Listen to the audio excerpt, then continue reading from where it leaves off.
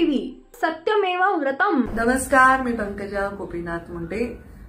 महाराष्ट्र राज्याचे अर्थमंत्री ज्यांनी आज बजेट मांडलं ते उपमुख्यमंत्री अजितदादा पवार यांचं मनापासून अभिनंदन करते।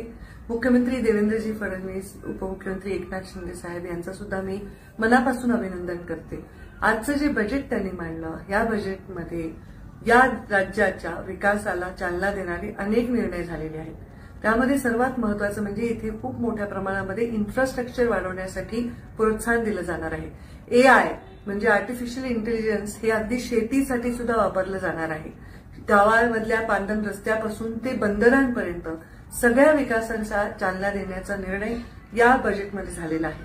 लाडकी बहीण तर त्यामध्ये आहेच आहे, पण लाडका भाऊ सुद्धा बेरोजगार राहू नये यासाठी फार मोठ्या प्रमाणात रोजगार उत्पादनासाठी मोठी इन्व्हेस्टमेंट आणण्याच्या संदर्भामधलं प्लॅनिंग देखील या बजेटमध्ये आहे।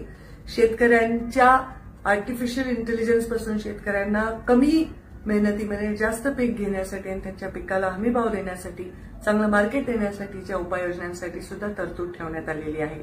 या बजेटमध्ये सामान्य माणसापासून ते उद्योगपतीपर्यंत सर्वांसाठी एक चांगला विचार केला गेला आहे, जेणेकरून आपलं महाराष्ट्र हे अत्यंत प्रगत राज्य तर आहेच आहे आणि प्रगतीच्या आणखी मोठ्या शिखरापर्यंत जावं। मी सन्माननीय अजितदादा पवार यांचे पुनश्च अभिनंदन करते आणि या बजेटचं मनापासून स्वागत करते।